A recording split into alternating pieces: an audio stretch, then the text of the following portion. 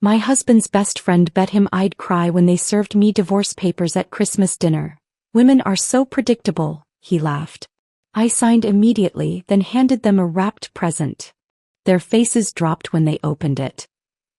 Do you think she'll cry when she reads them? His best friend chuckled from the living room. They didn't realize I was in the hallway holding a tray of drinks, feet frozen, breath halted, pulse roaring in my ears. Brandon's voice followed, light and smug. She'll crumble. Women always do. That was 5 days before Christmas. Before we go deeper, thank you for being here. If you believe no woman should ever feel powerless in her own home, hit subscribe. It's free and helps us reach others who need strength, not silence. Now let's keep going. But this story didn't start there. Not really. The unraveling began long before they wagered on my tears. It started with laughter. Always laughter. You know I could leave you tomorrow, right? Brandon would joke at dinner parties, eyes twinkling with faux affection as he rubbed my shoulder. Everyone chuckled. So did I. But inside something shriveled, tightening like a knot behind my ribs. People didn't see the weight of those words, not how often they came or how easily. They didn't notice how I stopped wearing my red dress after he scoffed, trying too hard, aren't we? Or how I started checking his tone before I spoke in public, praying my sentence didn't shift into a monologue about my flaws. He never shouted. Never raised a hand. Brandon was smarter than that. His words were blades dipped in honey. Don't embarrass me in front of my boss. You know you're lucky I'm still here. I mean, come on, what else would you do without me? Each comment arrived with a grin, a chuckle, a clink of his whiskey glass. I'd smile back. I had learned to smile. At first I defended him to friends. He's just sarcastic, I told Jenny, my childhood best friend, after she caught one of his remarks at a barbecue. He doesn't mean it like that. She didn't look convinced. He doesn't have to mean it. You look like you're disappearing. Maybe I was. I stopped posting on social media. I started missing book club meetings. Calls from my sister went unanswered more often than not. My world became smaller, centered around Brandon's moods, his rhythms, his thresholds. He liked control. Subtle control. When my mother came to visit, he made sure to remind me how messy I'd left the kitchen. Loudly. When I forgot to pick up dry cleaning, he'd mutter under his breath, useless. Just loud enough for me to hear. Just soft enough to deny. Still, I convinced myself this was marriage. Maybe not a fairy tale, but stability. Longevity. At least he didn't cheat. At least he wasn't violent. At least. Then came the gala. We were 2 glasses of champagne into a company fundraiser when he turned to me, eyes glazed with alcohol and contempt. You're just like the rest of them, he muttered under his breath as the CEO walked by. Always wanting more. Always clinging. Needy. My mouth went dry. My face stiffened with the familiar flush of shame. I didn't ask what triggered it, I rarely did anymore. When we got home, he slammed the door and went straight for the liquor cabinet. I followed him with measured steps, poured him another drink and handed it to him with a smile I had practiced to perfection. You know, I said gently, maybe we should sign something. Just in case. You always joke about leaving. Why not make it official? He laughed. A deep, careless laugh. You really think I need a prenup to protect my fantasy football winnings? He scribbled his name on a napkin beside him. There. Go get it notarized if you're that scared. Then he passed out on the couch. He forgot about that napkin by morning. But I didn't. I had it notarized within 24 hours. Jenny helped. She didn't ask questions, just looked at me with quiet understanding and handed me a pen. I folded that document and slid it into a fireproof envelope. Stored it in the back of a filing cabinet beneath a folder labeled Tax Receipts 2020. Then I emailed a scanned copy to a private email Jenny had set up for me years ago, just in case. That night I cooked dinner like normal. I asked Brandon about his day. I laughed at his impressions of his coworkers. I cleared the dishes and wiped down the counters while he scrolled on his phone. He didn't notice the way I had started looking at him. Not with fear, not with anger, but with calculation. Over the next few weeks, something shifted in me. Not visibly. Not dramatically. But I started keeping a journal. Not the pretty kind with quotes on the cover, but a plain spiral notebook I tucked beneath my side of the mattress. In it I logged his comments. His moods. The date he came home at 1:15 a.m. reeking of perfume and tequila. I wasn't planning anything yet. Not consciously. But that night at his company's New Year kickoff party, when he told a crowd of new hires, "My wife's hobby is overspending," I didn't cry. I excused myself to the restroom, looked at my reflection and thought, he thinks I'm soft. Breakable. He wasn't wrong. I had been. But I was learning. A few months later, while folding laundry, I found a receipt in his jeans. 2 wine glasses, an expensive hotel room, and strawberries from room service. Dated Valentine's Day. We'd spent it apart. He'd claimed he was out of town for work. I didn't confront him. I scanned it, stored it, logged it. It became a quiet pattern. A private ritual. Evidence, not emotions. At dinner one evening he said, "If we ever split, you'll be crawling back. You can't even fix the Wi-Fi without me." I nodded, poured him another glass of wine and said, "That's true." I no longer believed it. There's a particular kind of silence that grows in households like ours. It's not peaceful. It's tight, like a thread pulled through too many stitches waiting to snap. Every room echoed with conversations we never had. Every smile I wore came with a side of nausea. Then one night I woke to a nightmare, his voice in my dream echoing, "You'll have nothing." I sat up, sweating, heart pounding. And something in me whispered, "That's not true anymore." I had the document. The timelines. And I had time. That was the night I stopped pretending. From that point on, I wasn't his wife. I was his shadow. Polite. Polished. Watching. Preparing. The joke he thought was harmless, the napkin he thought was a drunken whim. That was my foundation. I didn't know when. I didn't know how. But I knew one day he'd reach for the same old power play. And I'd be ready. I stood in Jenny's office, the fluorescent light buzzing faintly above us, illuminating the sharp edges of a truth I wasn't ready to speak aloud. She stared at the document I handed her, the one Brandon drunkenly signed without reading, without knowing. "Did he do this willingly?" she asked, eyebrows raised. I nodded, silent. Jenny leaned back in her chair, the leather groaning under her, then slid on her glasses and began to read. After a few long minutes, she looked up with something between pity and admiration dancing in her eyes. "It's elegant," she said, tapping the paper gently. "He gave you the knife. You're just deciding when to use it." I sat across from her, my fingers interlaced tightly in my lap. "I don't want revenge. I just want to feel safe." "You will," she said. "But let's reinforce this. Make sure it'll hold if he files first." And we did. She drafted an addendum, adding clarity where there was vagueness, ensuring that if Brandon ever tried to twist the narrative, he'd be trapped by his own arrogance. We included provisions he'd never think to contest: spousal protections, financial splits, evidence of voluntary signing. He had written his name. Dated it. In his handwriting. No coercion. No pressure. Just a smug moment turned irreversible. Jenny gave me a flash drive, a printed copy, and a look I hadn't seen from her since we were kids plotting mischief behind our school library. Except this time it wasn't mischief. It was war strategy. And we were playing the long game. "I'll hold on to a copy too," she said as I stood to leave. "Just in case."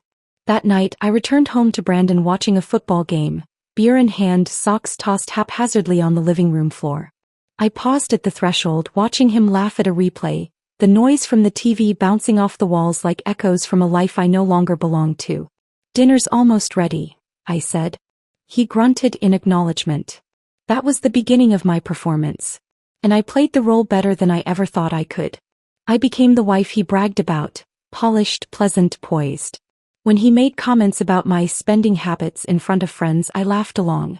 When he bragged about his promotion at his company's annual party, I kissed his cheek and toasted him with a bright smile, even though I knew he got the job because his supervisor wanted him gone from his current department. I no longer argued when he was cruel. I complimented his taste in wine, his choice of restaurants, even his new aftershave, though it smelled nothing like the one he used when we first met. He thought I was softening. What he didn't see was that I was sharpening. Brandon began to relax again, believing the fire in me had burned out. His behavior grew more careless. More entitled. He started coming home late without excuses. Left his phone face up on the counter, messages flashing briefly across the screen from numbers saved without names. I saw one from Mem. It read, "Tonight? Same hotel?" He left for the gym 10 minutes later. I opened our shared laptop, synced his phone's data to my cloud folder, and forwarded the screenshots to the private email Jenny had set up for me. I didn't cry. I didn't even flinch. Instead, I went to the kitchen and made lasagna, his favorite. He came home to a hot meal and a warmer smile. It was the best he'd eaten all week. At a barbecue a few weeks later, his best friend Nate cornered him near the grill, beer sloshing as he gestured animatedly. "She'll fall apart if you leave her, man," he laughed. "Too dependent. You've got it made." I was standing a few feet away, carefully arranging a fruit tray. I didn't flinch then either. Instead, I placed the strawberries in a perfect spiral, one red slice at a time. Brandon joined me moments later and wrapped his arm around my waist, pressing a kiss to my cheek like he hadn't disappeared the night before without explanation. "You look beautiful today," he said. I smiled. "Thank you, sweetheart." The day after the barbecue, I started recording phone calls. Only the ones that mattered. The quiet conversations when he slipped up, said too much, laughed too hard at things no loving husband should laugh at. I labeled each file by date and stored them meticulously. I felt like a spy in my own home. But I wasn't seeking revenge. Not then. I was building a parachute. Quietly. Carefully. Because when you live in a house made of cracks, you don't wait for it to collapse. You learn where to step and when to jump. I even bought a planner and began marking days with tiny symbols. An X for his late returns, a star for suspicious charges, a dot for lies I could prove. To anyone else it looked like grocery lists and meal plans. To me it was a map. Eventually I stopped reacting at all. I became a mirror. He saw in me only what he wanted to see. A woman who had stopped resisting, who had shrunk herself to fit neatly into the narrow space he'd carved for her. And so he got bold. He started leaving cash out in the open, large withdrawals he never explained. He went on business trips with luggage full of cologne and pressed shirts he never used for Zoom calls. One day I found lipstick on a receipt. The shade was called Temptress Red. I wasn't offended. I made a note. The final confirmation came 2 weeks before Christmas. Brandon had a few drinks and fell asleep on the couch with his phone unlocked. I glanced down as a message thread flickered to life. She doesn't suspect a thing. I'll file on Christmas. Want front row seats? Attached was a laughing emoji and a gif of a woman sobbing into a tissue. My fingers didn't tremble. My stomach didn't turn. I read the message twice, screenshot it and emailed it away. Then I deleted it from the conversation entirely. That night as I lay beside him, I stared at the ceiling and thought about candles, cranberries and carved turkey. Christmas. He was planning my downfall like a party trick. He thought I'd break. But I'd already chosen the date. The witnesses. The setting. He wasn't the only one with a performance prepared. Because he'd forgotten something critical. When you hand someone a knife, you don't get to act surprised when they learn how to wield it. The Christmas table gleamed like something out of a magazine. Perfect, curated, falsely warm. A flickering garland framed the windows, candles flickered in glass holders, and the roast turkey glistened beneath Brandon's carving knife as he grinned like the proud patriarch. He wore the sweater I bought him last year, maroon with small reindeer stitched across the chest. The irony of that, me dressing the man plotting my undoing, was not lost on me. My sister Beth passed around her famous spiced wine, cheeks flushed from both the heat and the alcohol. Brandon's parents chatted about their retirement plans. Everyone looked so content, so unaware. I moved among them like a hostess on autopilot, refilling glasses, smiling with my teeth but not my eyes. Beneath my dress, my legs trembled, not with fear but with anticipation. My heart beat a steady rhythm. Tonight. Tonight. Tonight. Brandon caught my eye once while slicing the turkey and winked. He had a look about him. Overconfident, self-satisfied, the way he used to look before his sales pitches closed.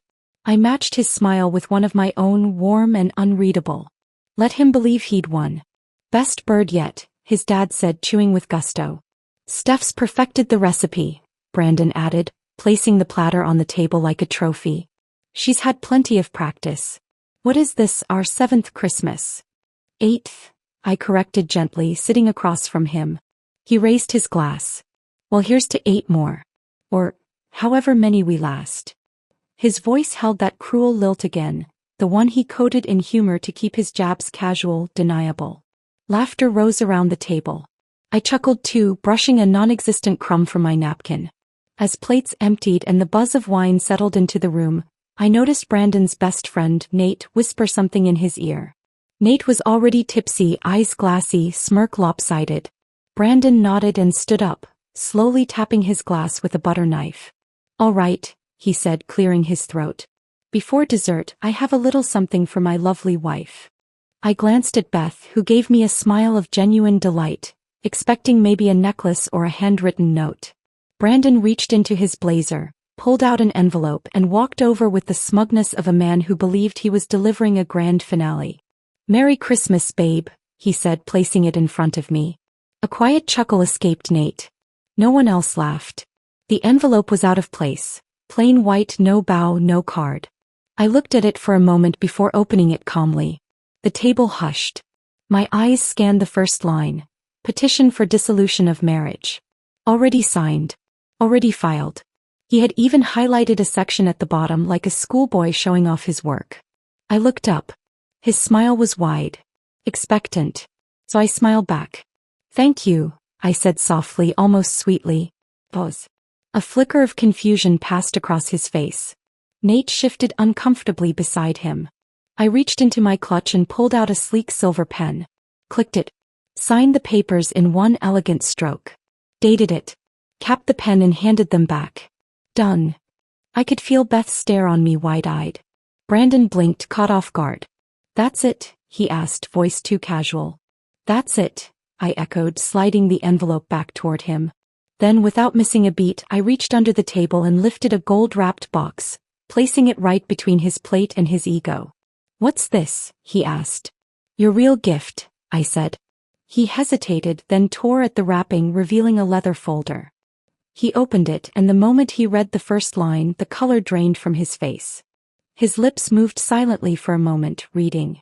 Rereading. Dated. Notarized. Ironclad. The prenup he had laughed through. Signed with the same hand now clutching the edge of the table. "What is this?" Nate asked, leaning in. Brandon didn't answer.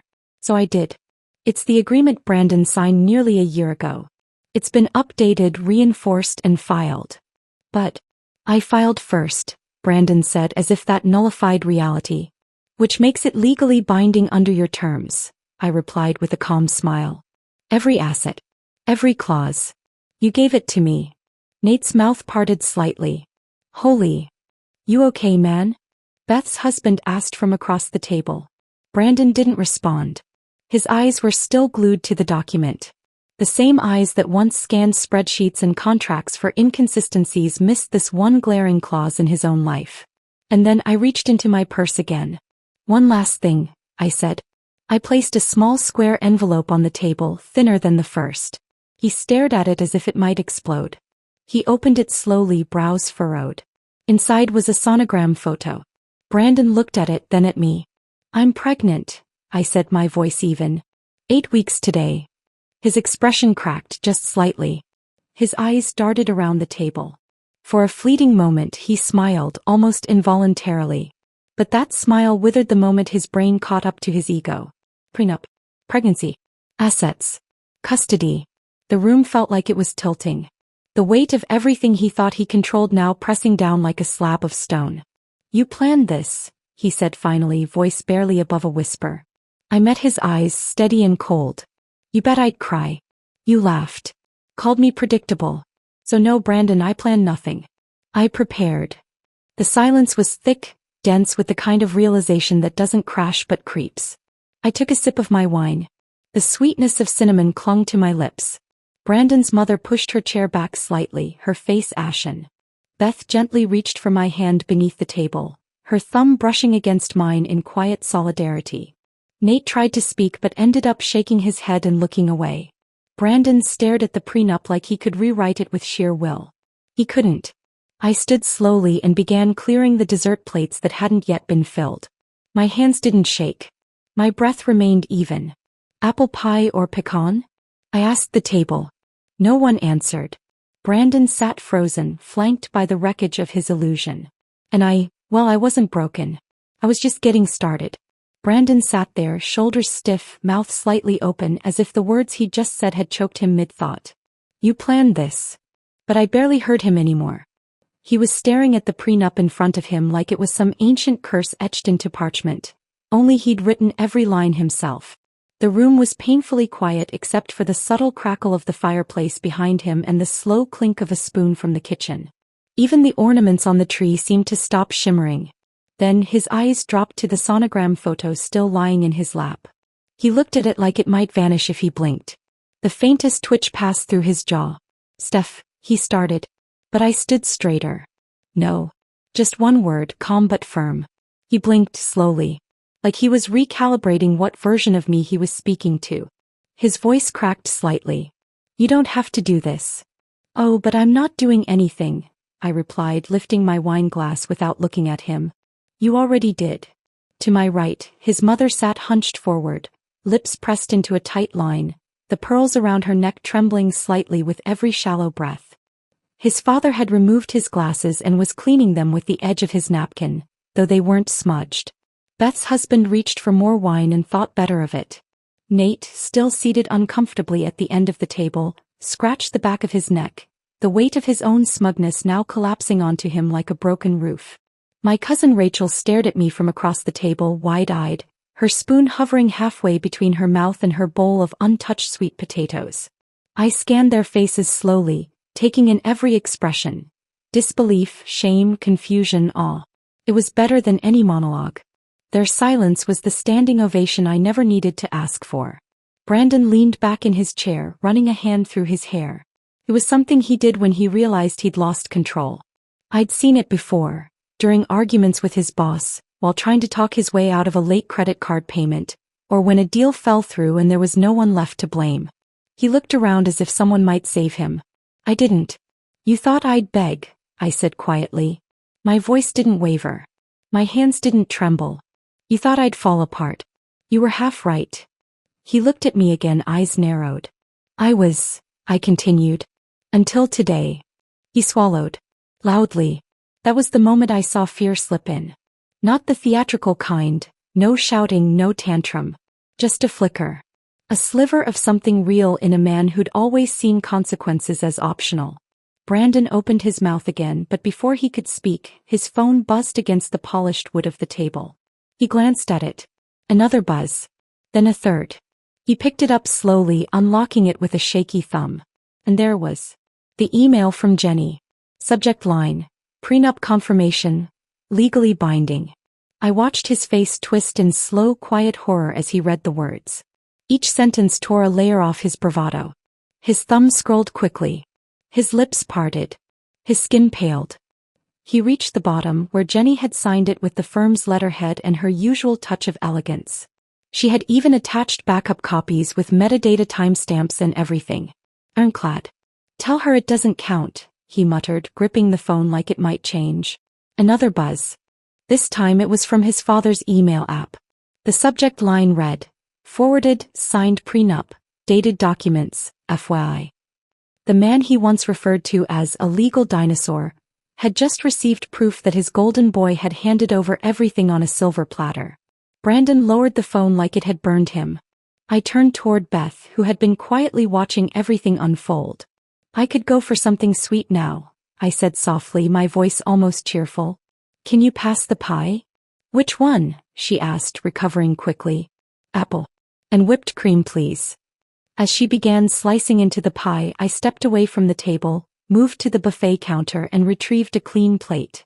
Brandon's eyes followed me, still wide, still trying to catch up. I returned to the table and sat beside my sister, placing the pie gently in front of me. From my seat I turned to him one final time that night. "I'll have the locks changed tomorrow," I said simply. He looked like he'd been struck. Then I picked up my fork, took a bite of pie and smiled, not to provoke him, not to perform. Just because the cinnamon was warm, the crust buttery, and the taste reminded me of something I'd forgotten long ago. "Peace." Brandon pushed his chair back, the legs scraping across the hardwood. "You think you've won," he said. I didn't respond. He didn't deserve a reply. He stormed out of the room, leaving the prenup, the sonogram, and the remains of his pride on the dining table. For a few seconds no one spoke. Then Beth exhaled sharply beside me. "I always hated that sweater," she muttered. Laughter flickered through the room, soft, unsure at first, then growing. Rachel laughed nervously. Even Brandon's mother chuckled faintly, covering her mouth with a napkin, though she quickly looked away. I took another bite of pie and leaned into Beth. "Merry Christmas," I whispered. She rested her head briefly against my shoulder. There were no fireworks. No shouting. No overturned chairs or broken dishes. Just a quiet unraveling of power, measured in glances and documents, and a single slice of dessert. The room shifted that night. Not because I changed the dynamic, but because I reclaimed it. Beth stayed the night. After Brandon slammed the door behind him, she just looked at me and said, "You're not waking up alone tomorrow." She didn't have to say more. We slept in the guest room, me curled on my side, one hand resting on the gentle rise of my belly. Her hand brushed mine briefly in the dark, wordless and warm. I hadn't realized how tightly I'd been holding my breath for the past few years until that night. When I finally exhaled, it felt like someone else's breath, someone I didn't recognize. By morning, Brandon was gone. No note. No call. Just silence. I came downstairs and found the coffee pot cold, the front door locked from the inside, and his keys missing from the hook. I made myself breakfast for the first time in weeks without having to second-guess the clink of my fork or the sound of the toaster popping. By 9 a.m. I had the locksmith on the phone. "Emergency or standard change?" "Standard," I said, then paused. "But make it fast." He came that afternoon. A quiet man with kind eyes who didn't ask questions when I handed him Brandon's old keys and said, "Make sure none of these work anymore." When he left, I stood in the foyer with a new key in my hand and realized this was the first thing I'd owned alone in years. Not the house itself, not yet, but the feeling. The certainty. That evening I moved into the master bedroom. It still smelled like his cologne, faint traces of something expensive and cold. I opened every window, let the December wind run through the space, stripped the sheets and bundled them into trash bags. I found an old box of sandalwood candles in the closet, ones I used to love before he said they gave him headaches. I lit 3, set them on the dresser and watched the light shift across the walls like they were dancing just for me. The next day his mail started arriving with red stamps across the envelopes. Final notice, past due, immediate action required. I stacked them neatly on a side table near the door. I didn't forward a single one. Jenny called that evening, her voice practically bubbling. "You won't believe this," she said. "Actually, you will. Brandon's lawyer called this morning. His face must have been priceless when he realized what you've been sitting on." I smiled into the phone, curling into my blanket. "Is it official?" "He lost 70% overnight," she replied. "And with a baby on the way," she paused for dramatic effect, "he's going to be cutting a check so big he'll need a payment plan." My smile widened, not for the money, not even close, but because I could finally sit in my own living room without bracing myself for war.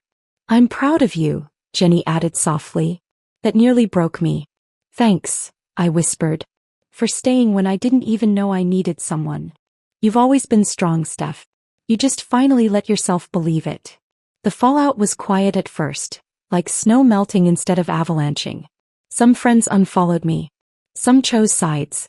A few sent me cautious texts full of disclaimers and, "I'm not taking sides," but others were bolder. One message from a woman I hadn't spoken to in 2 years simply read, "I wish I had your strength."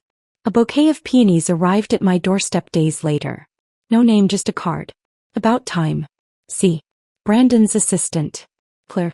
I smiled and placed the flowers on the mantel. Of course she knew.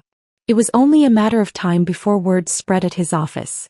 The man who had once made jokes about training wives like interns suddenly lost his audience. His best friend Nate stopped laughing in meetings. The comments stopped. The swagger. Apparently his team noticed he'd been leaving early, muttering under his breath, ignoring deadlines. I overheard Beth's husband on the phone with someone later that week. "Nah man. He's been off. Like, haunted. Haunted. Good." The man who once said I'd be nothing without him now walked alone at lunch, forgotten in a world that once cheered for his cruelty. Me. I started buying lavender soap again. I painted the nursery soft sage green, a color he once called pointless. I hung tiny string lights around the window and placed a stuffed giraffe in the corner. I started lighting candles after dinner and drinking herbal tea in the sunroom, barefoot, unbothered.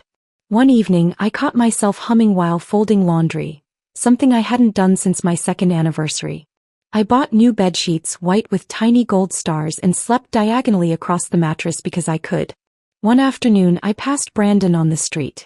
He was coming out of a bank, talking into his phone, looking irritated. He didn't notice me. Or maybe he did but didn't know what to say. I kept walking. Later Jenny sent me a screenshot. Brandon's firm had removed his name from the quarterly newsletter. I replied with a single thumbs up emoji. Then I made tea and watched the wind dance through the curtains. It wasn't about revenge anymore. Not really. It was about small things. Freedom. Peace. A slow, steady rebuild of a life that belonged to me. And the quiet realization that the woman he tried to break was now the one who had rebuilt everything without him. The first time I felt her kick, I was standing barefoot in the kitchen, humming along to an old Nina Simone record while slicing peaches for a pie.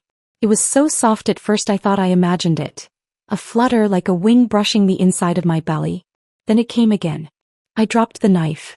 Both hands flew to my stomach and I stood there, stunned and smiling, tears catching me off guard. It wasn't just a kick. It was a reminder. A rhythm. A message. You're not alone. He was real. Growing. Strong. And so was I. That night, I wrote in my journal for the first time in weeks. I kept the entry short but deliberate. This baby will never hear yelling through a door. Never feel like they're walking on glass. Never confuse fear for love. I underlined the last line twice. My world had gotten smaller, but warmer. Softer in all the right places. My cousin Elena moved into the guest room during my second trimester. She arrived with 2 suitcases and a basket of homemade lavender muffins, wearing her usual oversized hoodie and the same gold hoops she'd worn since college. "I'm not letting you do this alone," she said. "And anyway, you need someone to stop you from eating pickles and ice cream together."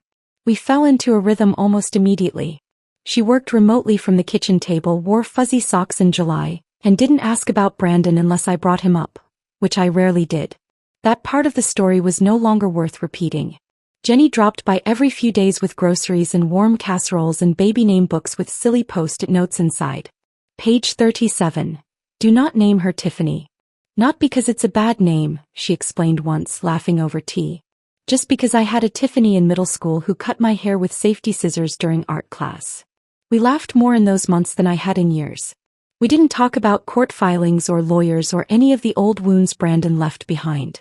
We talked about recipes, crib colors, what kind of stroller folded easiest, and whether her ex was secretly stalking her Pinterest boards. It was the first time in a long time that silence wasn't something I feared, but something I shared.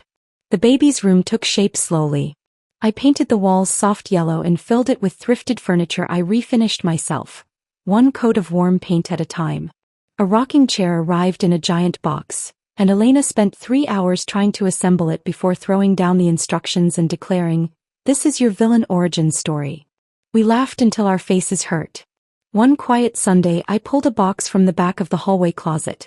I knew what it was the moment I touched it. The slight crackle of the satin ribbon, the faint scent of cedar clinging to the edges. Our wedding photos. I sat on the living room floor and opened the lid. There we were, frozen smiles and vows wrapped in white lace. His hands around my waist. My eyes full of dreams that had since burned to ash. I didn't cry. I didn't even flinch. I slid each photo into a separate envelope and labeled the box, "To release." Then I drove to the donation center, handed it over without ceremony and walked away lighter. I stopped at a bookstore on the way home. Bought a blank journal with a leather cover and thick ivory pages. That night I titled the first page, "Plans That Are Only Mine." I wrote in it every evening. Some entries were long. Some just a single word. But every one of them belonged to me. By the time Christmas came around again, the air inside the house smelled like cinnamon and pine instead of tension. The dining table was smaller, cozier. No theatrical centerpieces. No wine glasses used as weapons of charm. There was laughter. Real laughter. The kind that bubbles up without effort. Beth brought her toddler who kept dropping mashed potatoes on the floor and yelling, "Oh," with the pride of a magician pulling off a trick. My dad carved the turkey while Elena tried and failed to make vegan gravy. Jenny brought a date, her first in a year, and I didn't feel envious. I felt full.